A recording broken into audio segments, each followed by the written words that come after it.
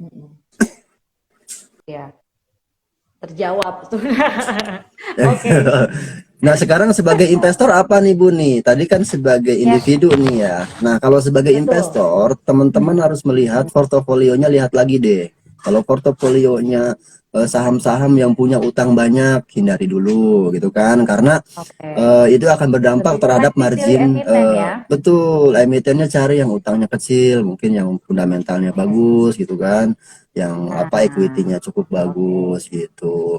Nah, di Hmm. sini ada beberapa hal yang menarik sebetulnya. Salah satunya mungkin ya, yang tidak terlalu berdampak itu selain yang punya utangnya kecil, itu sektor yang defensif, seperti Oke. konsumer primer ya.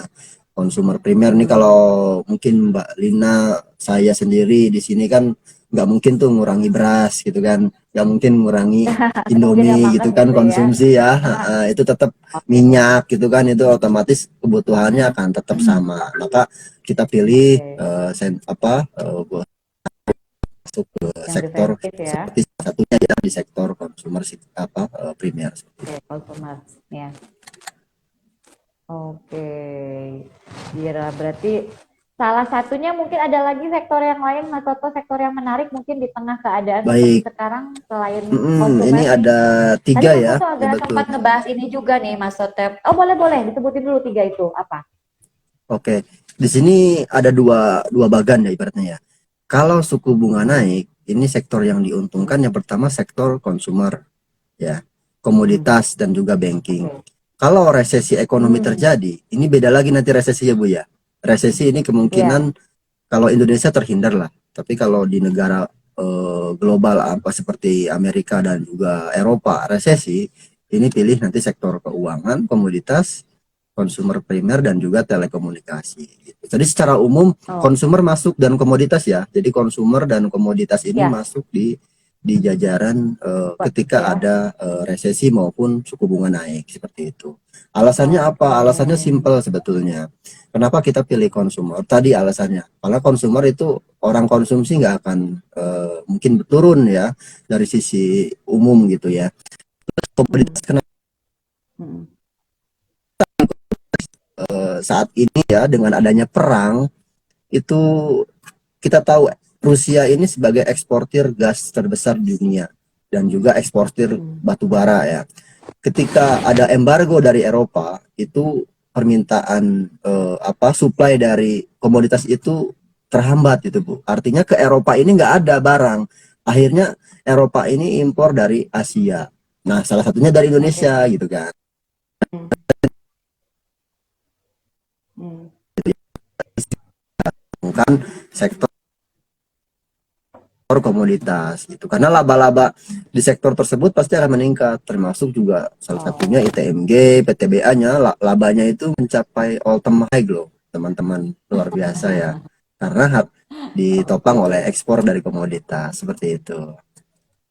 Oke. Kalau konsumer Mas Toto gimana? Tadi Mas Toto nyebutin komoditas juga ya, contoh, contoh emiten ya. Kalau konsumer, ada Oh, contohnya nggak Mas? oke. Kalau konsumer kita propen ke Unilever ya Bu ya. Secara umum Unilever Oh, produknya juga udah umum, dan saya kira ketika ada koreksi hmm, saat ini kesempatan buat kita ya mungkin teman-teman jangan terlalu berharap juga untuk jangka pendek ya, mungkin 1 minggu udah naik. Saya kira ini kita agak middle ya, lebih satu long term tahun ya. mungkin ya seperti Hmm, itu. Iya, oke. sampai tahun depan saya kira masih cukup bagus. Unilever, Hmm, ICBP juga sama. ICBP oke. terus kalau ayam-ayaman ya yang suka makan ayam tuh ya, chicken silahkan Hmm, nih pilih Capin ataupun Java ya. Ini juga menarik saya oke. kira. Jadi konsumer di situ ya. Sedangkan komoditas saat ini kita masih proven ke PTBA, ada ITMG dan juga UNTR. Oke. Ini ITMG bulan ini nih ada bagi dividen interim ya, 3.000, saya lupa detailnya, tadi baru baru keluar sih, sekitar 3.000 sampai 4.000 per lembar loh Bu. Ini dividennya loh. Wow, Harganya emang saat besar ini juga udah empat ya. puluh empat ribu ya. 30 berapa ya? Hmm, 35. Sorry. So, masih menarik jadi saya kira sektor batu bara. komoditas yang lain ya, seperti Antam juga boleh, timah juga Hmm, boleh nih teman-teman ya. oke. Mantap nih, tambah bonus nih dari Mas Iya. Toto ya, bahkan menyebutkan bukan saja sektor ya Sobat ID, tapi juga contoh-contoh emiten yang mungkin diuntungkan ya dengan kenaikan suku bunga The Fed ini. Nah kalau Ya. misalkan kita ngeliat juga nih, balik lagi nih Mas Toto ke market ya, tadi juga sempat kita singgung di awal gitu ya, kebetulan lagi turun gitu ya. Apakah memang ada hubungannya dengan November down gitu? Emang kalau November Mm-mm. tuh emang suka down atau gimana sih? Emang gimana nih? Ya, pola-polanya nih kita mau belajar Mm. nih Mas Toto. Kan Ya, suka ada baik. ya Januari Ya. effect ataupun Mm-mm. window dressing. Nah, ini di Oke. November emang ada apa gitu? Baik, kalau kita lihat pola ya, karena kan kita berbasis data ya. Mm, Uh, ini ya. di Januari ini biasanya Januari efek karena apa? Adanya matching portofolio. Jadi ketika tahun baru itu orang berpikir bahwa oh saat ini tahun ini tahun sektor anu. Nah, itu kan switching tuh dari portofolio ya.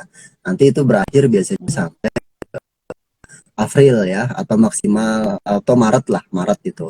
Jadi mm. ada di bulan-bulan itu atau kuartal satu ini kecenderungan ada peningkatan. Nanti di April sampai Juni ini orang menunggu dividen Bu ya. Jadi musim-musim dividen tuh ya. Oh, Jadi mulai nah, dari perusahaan BUMN kan, terus perusahaan mm, itu biasanya bagi dividennya di.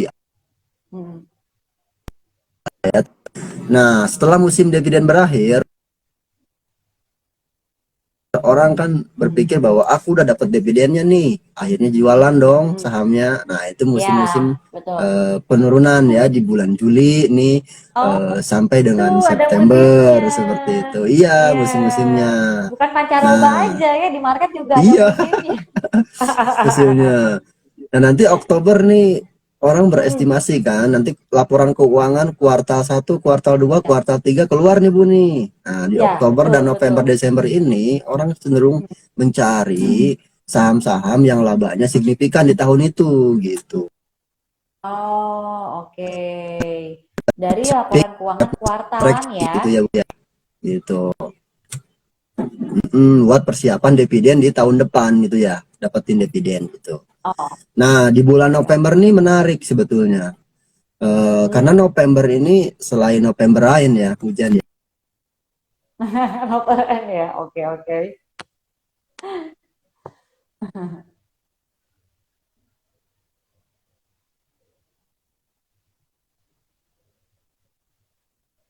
Di tahun 2020 dan juga Hmm. 2018. Karena kan 2020 pengecualian ya. Jadi November ini selama Dari pandemi. ekonomi normal, iya itu kecenderungan koreksi. Ya ini secara data aja ya teman-teman ya. Oke. Jadi Ya, rata-ratanya itu baik data ya, penurunannya itu berdasarkan. 0,5 ya, 0,5% sampai satu Hmm. persen itu penurunannya. Gitu. Hmm. Bahkan ada yang 5% itu di tahun 2016 ya dan juga 2013. 3,4% itu di 2019. Jadi secara umum November ini mengalami penurunan ya. Di samping juga tadi ya untuk persiapan switching ya salah satunya tadi untuk mencari emiten-emiten yang di kuartal Hmm. 3 ini mencari laba yang paling signifikan gitu. Jadi biasanya nih Oke. aku pegangnya nih di awal sektornya komoditas itu kan contoh ya. Harganya lebih naik. Orang kecenderungan jual saham yang di komoditas, dia belikan saham banking karena nanti di tahun depan dia akan Hmm. memetik yang namanya dividen gitu. Dividennya ini pasti Hmm. signifikan gitu. Secara umum begitu Bu teorinya. Kenapa November ini kok agak mengalami penurunan ya? Itu karena tadi rentetan dari musim-musim eh, apa eh, Lagi apa perubahan bulan pancaroba dari ya. sisi. Ya betul seperti itu. Oke, oke. Wah, ini juga jadi mungkin salah satu informasi ya kenapa nih market. Mungkin itu jadi pengaruh juga ya ke keputusan investor ya, Mas Mm-mm. Toto ya. Ya, Oke. oke kita mungkin ketika koreksi ini sebetulnya apa yang harus dilakukan ya Bu ya sebagai investor tuh Betul. ya kan ini sebetulnya kesempatan nih teman-teman untuk masuk Nah, gitu. Karena mm, di sisi lain ketika koreksi ini time to buy sebetulnya ya tetapi teman-teman Nah, juga harus lihat manajemen case-nya harus sesuai. Jadi ketika ada dana nih, contoh saya punya uang nih ya kan, yang nganggur nih kan, mungkin dipetik nanti buat tahun depan gitu kan. Nah, boleh nih teman-teman, contoh 5 juta gitu kan. Nah, kita manajemen case-nya harus sesuai gitu kan. Kalau emang mau masuk ke saham semua, boleh. Atau mau dibagi-bagi juga oke. silahkan. Tergantung preferensi resiko ya masing-masing ya. Kalau saya mau masuk saham semua, mah enggak. Tapi kalau mau sebagian reksadana, sebagian obligasi, silahkan juga gitu kan. Nah, nanti Oke, setelah bisa dapat diversifikasi juga ya. itu, ya diversifikasi produk ya teman-teman ya. Jadi setelah itu Mm-mm. teman-teman tinggal cicil buy nih. Tadi sektornya sudah Mm-mm. disebutkan nih ya, ada consumer, ada Ya, komoditas, ada banking gitu kan. Nah, nanti teman-teman tinggal pilih sahamnya. Nah, cara milih sahamnya tinggal dilihat dari sisi keuangannya. Kan sekarang laporan keuangan udah keluar tuh, laporan kuartal 3 ya. Jadi tinggal cari yang paling bagus. Setelah ketemu satu dua saham, silakan beli satu dulu. Atau mungkin 20% dulu. Nah, nanti nunggu market turun ya. lagi, 20% lagi. Turun lagi, beli lagi 20%. Nah, ketika udah oke, tinggal all in masuk Jadi semua. average-nya dapat yang murah Iya. ya, dapat Iya, rata-rata bawah ya. betul. Nanti ketika udah yakin mau naik, tinggal Oke. beli semuanya. Jadi full 100%, mungkin dana yang ada siap itu udah masuk di portofolio saham itu. Jadi dapat Wih, harganya udah itu optimal averaging, dapatnya ya. harganya mungkin kisaran lebih rendah ya dibandingkan harga yang sekarang.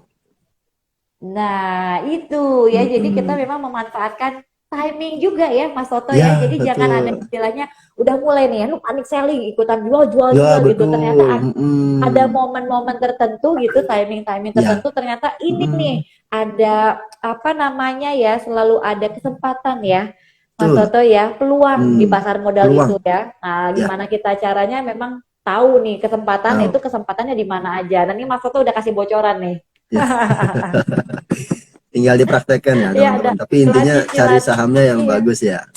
Mm-mm. Nah, betul. Cicil buy tadi kata Mas Toto. Ada Kecil istilah baik, itu betul.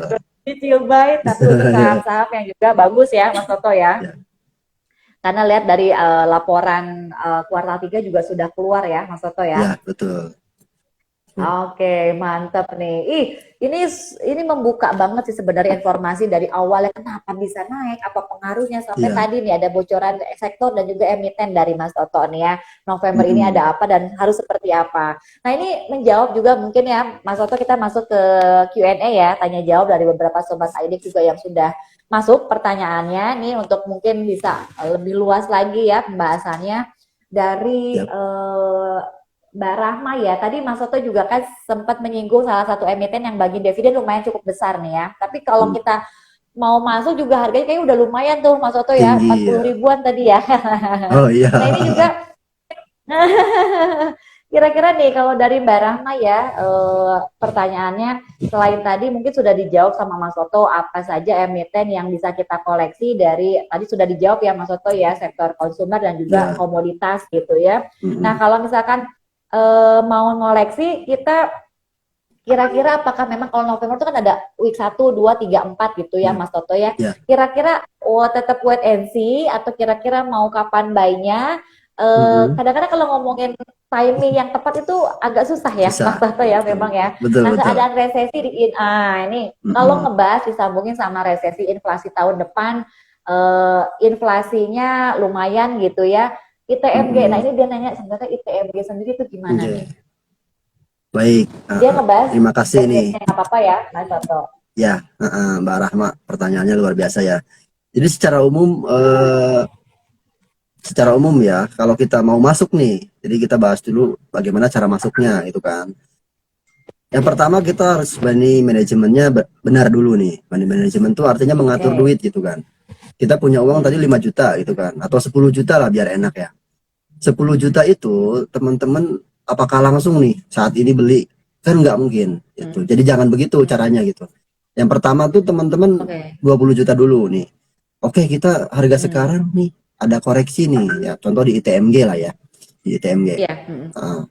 Ya, di ITMG nih saat ini ada koreksi nih 2% gitu kan. Masuk dulu nih 20%, berarti 2 juta ya. 2 juta masuk gitu kan. Iya. 2 juta masuk. Nah, setelah itu kita masuk 2 juta. besok dia naik, kita jangan beli dulu, tunggu dulu karena masih November Oke. kan. Masih November. Heeh.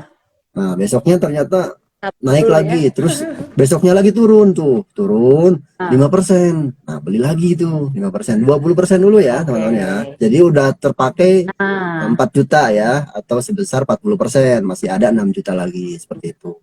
Nah, ternyata hmm, turun lagi tuh, turun lagi kita buy lagi, gitu kan. Artinya oke. 20% lagi. Jadi tinggal Hmm, 4 juta ya, atau 40%. Yang 60 udah masuk nih. oke. Nah, ternyata Oke. besoknya udah mulai Desember nih. Oh, Desember beritanya bagus-bagus kan. Dan ini kayaknya oke. Jadi kita all in aja di harga itu.